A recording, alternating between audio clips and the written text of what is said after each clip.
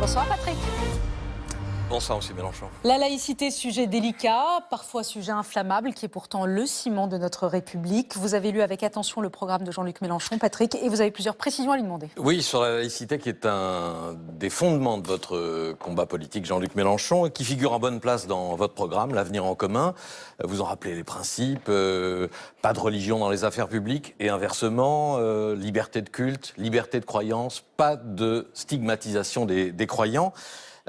Dans ce programme, la première mesure de ce chapitre, la première, c'est l'abrogation du concordat Alsace-Moselle, qui est un régime particulier qui permet, depuis Napoléon, le financement des cultes par l'État. Vous pensez que dans la France d'aujourd'hui, la principale atteinte à la laïcité, c'est le concordat? Il s'agit de ça? Non, il y en a d'autres, mais celle-ci traîne depuis assez longtemps. Et qui aime l'histoire de France en connaît le récit. Le concordat devait être aboli lorsque l'Alsace et la Lorraine ont été libérées de l'occupation allemande. Et ça ne s'est pas fait parce que la coalition gouvernementale de l'époque comportait une droite qui ne voulait pas en entendre parler. Et le concordat est resté, et puis ensuite. Beaucoup d'élus se sont amusés à faire un mélange entre le concordat, qui consiste, il faut appeler les choses par leur nom, à verser un salaire au curé, au rabbin, au pasteur, pas aux imams, donc à ces trois-là, et puis ils en vivent, parce qu'on estime que c'est comme ça qu'il faut faire dans le concordat. Ce n'est pas comme ça que j'estime qu'il faut faire. Il faut donc abroger le concordat. En demandant leur avis aux Alsaciens et aux Mosellans?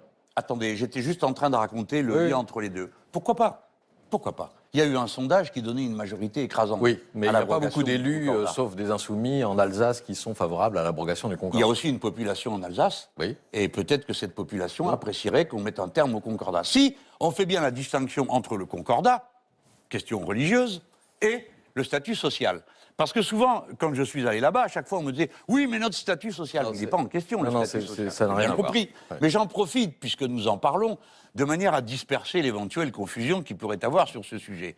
Le statut social de l'Alsace et de sa sécurité sociale, je propose qu'on l'étende à tout le pays, parce que c'est le plus efficace, le plus équilibré et qui couvre à 100% les dépenses de santé des Alsaciens. Une autre question? Est-ce que voilà. Alors, est-ce que c'est la priorité absolue?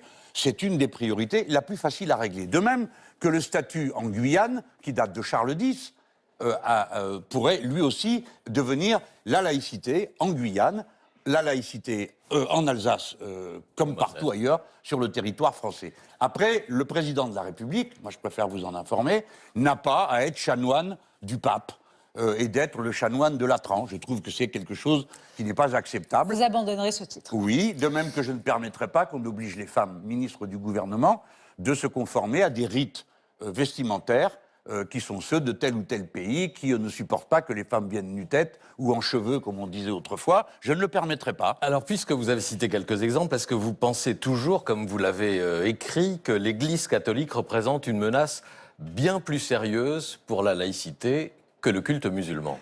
Je n'ai jamais écrit ça. Je ne l'ai jamais dit. Et vous allez sans doute m'apporter la preuve de ce que vous dites. Absolument. C'est dans votre blog du 14 décembre 2010, à propos des prières de rue d'un côté, il était question des prières de rue, et de l'autre, du financement public de l'école privée catholique. Passez-moi le texte. Ah bah, alors, il est dans mon texte. Ah bon, d'accord. Combien d'indifférents, d'athées, de musulmans, de juifs, de protestants et de bouddhistes condamnés à l'autorité de la religion catholique, non pas quelques heures par mois, comme une rue bloquée le temps d'une prière, mais toute l'année, tous les jours. Bon, alors, c'est un texte, excusez-moi, ce n'est pas à la mémoire, j'écris à peu près, disons, 30 à 40 000 signes par semaine, et donc depuis 2010, vous imaginez la quantité. Je ne me souviens pas exactement de chaque mot, mais je vous connais assez pour me méfier. Parce que je vous ai déjà vu une fois sortir un tract de l'UNEF dans une émission que je n'avais pas vu avant, et là je vous demande le texte, je ne l'ai pas. Donc je vais quand même vérifier. Je viens de vous le dire. Alors, nous allons partir des faits. Il y avait, en 2010, nous n'étions pas dans la situation d'aujourd'hui. C'est vrai. Et il y avait des prières de rue. Et j'ai toujours expliqué que la rue n'était pas un endroit où prier. Toujours. J'ai toujours dit ça. Et j'ai dit que ça s'appliquait à tout le monde. Pourquoi? Parce que je suis dans la responsabilité d'un homme politique qui doit représenter la totalité du peuple français et qui ne doit pas donner le sentiment qu'il ne s'intéresse à la question religieuse que quand il s'agit de montrer du doigt une des religions. Et aujourd'hui, M. Cohen, pire qu'à aucun autre moment, La stigmatisation et l'insulte permanente contre les musulmans sont intolérables. Et j'essaye, modestement, à ma place, de dire la laïcité, ce n'est pas un athéisme d'État. La laïcité, c'est la séparation entre les églises et l'État. Point barre. Alors bien sûr, ça va plus loin. Si nous séparons les églises de l'État, c'est parce que nous pensons que la religion est une affaire privée. Moi, comme député, je ne vous dirai jamais ce que je crois ou que je ne crois pas, mais j'agis en conscience quand on me demande mon avis sur des sujets qui ne sont pas dans les programmes.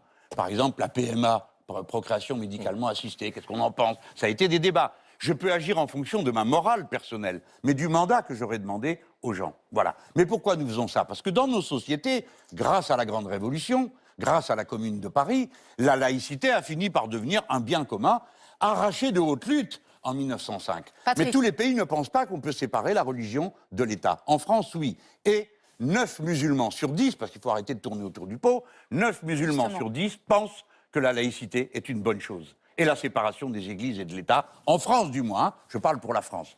Donc il faut cesser cette façon de tourner autour du pot pour revenir toujours Patrick. à la fin. Je ne vous dirai pas que l'Église catholique est dangereuse, ce n'est pas mon vocabulaire. Et j'ai trop de liens familiaux avec des gens qui ont à voir avec l'Église catholique pour me hasarder à des approximations de cette nature. Trop de camarades engagés dans la théologie de la libération qui, les armes à la main, ont défendu les mêmes idées que moi. En Par revanche. conséquent, je ne le ferai pas. Et si, en 2010, ça m'étonnerait que j'ai écrit un seul jour de ma vie que l'Église catholique était plus dangereuse Non, que pas telle plus ou telle dangereuse. religion. Pas plus Ah, dangereuse, c'est ce qu'elle qu'a dit tout à menaçait l'heure. davantage la laïcité. Mais j'ai pas, Ah bah elle est plus influente, monsieur Cohen, vous Voilà. êtes d'accord? Compte tenu de l'histoire de l'Église en France, de son poids, effectivement, c'est ce que vous expliquez. Ah. Elle dit menace bien plus Et dit, sérieusement. vous savez qu'il a fallu se J'ai donner pas du mal parlé de pour s'en danger. décoller. Hein. Oui. Est-ce que Ça a commencé en 1301. Alors, l'autre question. dans la France d'aujourd'hui, est-ce qu'il y a un danger avec l'islamisme radical? C'est un terme que je n'ai trouvé nulle part dans votre programme. Le mot n'est pas prononcé En effet. délibérément. Oui. C'est pas un oubli, Non. parce que vous pensez que ça n'est ni un danger ni une réalité. Non, parce que je pense que des gens comme vous et quelques autres s'en chargent assez régulièrement. Ah, moi, je ne pour qu'il y ait pose pas- affaire. Non, mais attendez, Oui. vous n'allez pas me faire... l'islam radical, c'est mes amis qui en meurent. Hein. Choukri Belaïd ou Mohamed Brahmi en Tunisie, c'est mes camarades. C'est eux qui sont morts assassinés par des islamistes radicaux. Donc moi, je sais que l'islamisme radical, politiquement, pour ceux qui deviennent des djihadistes et des assassins, sont un danger politique. Mais de la même manière, je n'irai pas dire, et je fais très attention, je refuse de leur donner la victoire. Si vous considérez qu'il y a un lien automatique entre islam, je ne dis pas que ce soit votre cas, et le djihadisme, vous leur donnez la victoire. De la même manière que je ne dirai jamais que l'Église catholique est responsable du meurtre de 90 jeunes du SPD qui ont été tués en Norvège ou en Mais Suède. c'est pas ce qu'il dit. Il parle de l'islamisme politique et il s'étonne de Bon, voir ben, qu'il n'y a attendez. pas une ligne sur ce dessus. Non, de même qu'il n'y a pas un mot sur l'intégrisme religieux catholique, il n'y a pas un mot sur n'importe quel autre intégrisme religieux. Parce que ce n'est pas de cette manière que je prends les problèmes, ni mes camarades avec moi. Ce qui nous préoccupe, c'est l'unité du peuple français.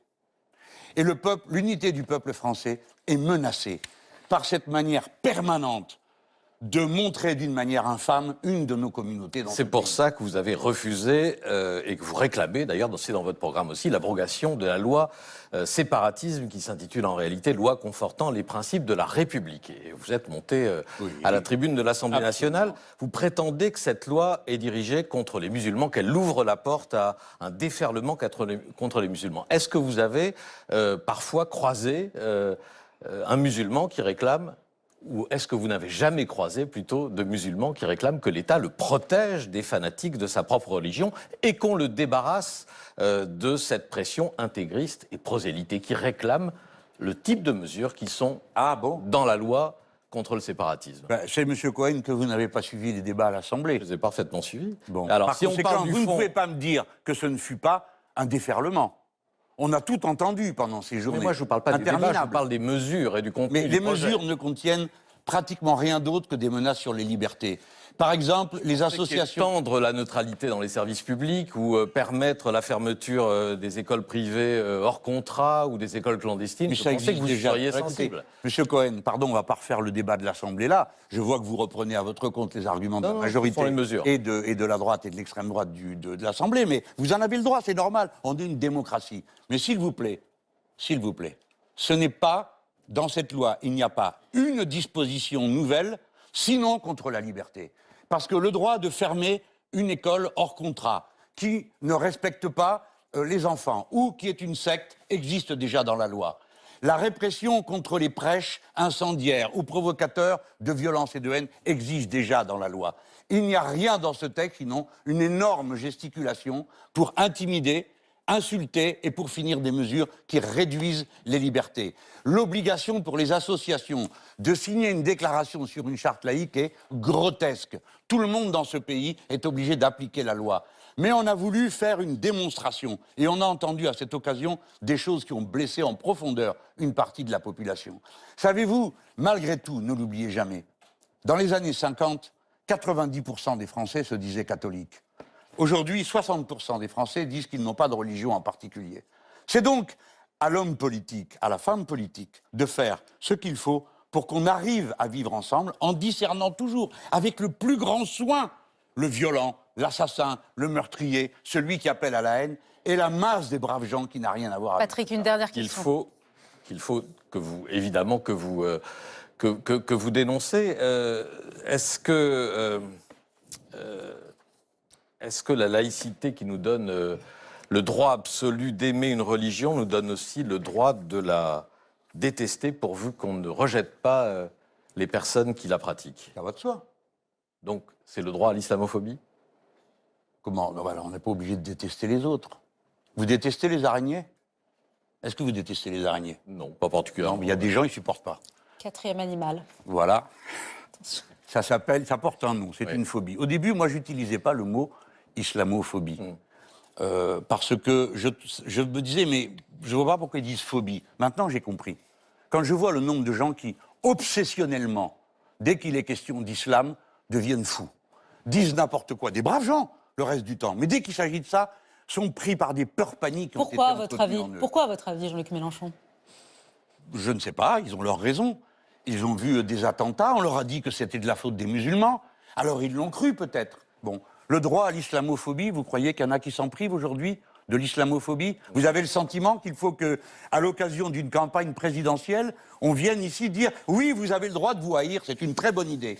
Non, c'est un combat. Je pense à Charb, qui était votre camarade, à qui vous avez rendu un hommage formidable, qui a fait une lettre ouverte aux idiots de l'islamophobie. Vous vous souvenez de son texte? Mais oui, puis il a le droit. C'est une démocratie, ce pays. D'où ma question sur le droit à l'islamophobie. Non, mais je vais vous dire, est-ce qu'on a le droit à la judéophobie? Qu'est-ce que vous en pensez?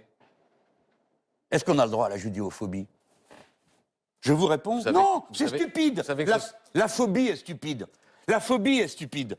La phobie pousse à la bêtise, pousse à l'aveuglement. Et surtout, la phobie pousse à une globalisation. On déteste les musulmans. Ça n'a pas de sens. Non. Ou les juifs, c'est pareil. On parle de la religion. Pardon ? On parle de la religion, pas des croyants. Mais j'ai bien compris. Mais je vous dis que la religion, tout le monde critique les religions. Mais quand on dit l'islamophobie, non, monsieur Cohen, ne racontez pas d'histoire. C'est pas en général. Le type qui est venu, l'ancien candidat du Rassemblement national, avec un fusil pour tirer à la sortie d'une mosquée sur deux pépés qui étaient là en train de faire leur prière, dites-moi voir si ce n'était pas des individus qu'il visait. Et j'ai eu raison d'aller avec la CGT, la FSU, Attaque, faire cette manifestation du 10 novembre. Et si demain il y a à nouveau une manifestation parce qu'on a tué ou parce qu'on a menacé un juif, un catholique, un protestant, j'irai parce que je veux la paix. Et la paix, ça suppose le respect. Et qu'on en finisse avec des globalisations comme celle-ci. Jean-Luc Mélenchon, juste une dernière question. Le gouvernement a dissous un certain nombre d'associations estimant qu'elles soutenaient des apologies de discours islamistes comme le CCIF, Baraka City, Cher Yassine ou la Ligue de défense noire africaine. Vous, président, ces associations pourront-elles se reconstituer? Ah non. D'abord parce qu'elles ont été dissoutes. Alors je sais que c'est des cas différents. Pardon. On ne va pas rentrer dans les détails. Non, mais je n'ai pas la compétence, je préfère le dire. Je ne sais pas mais vous soutenez le fait qu'elles aient été dissoutes. Les associations qui ne respectent pas la loi doivent être dissoutes.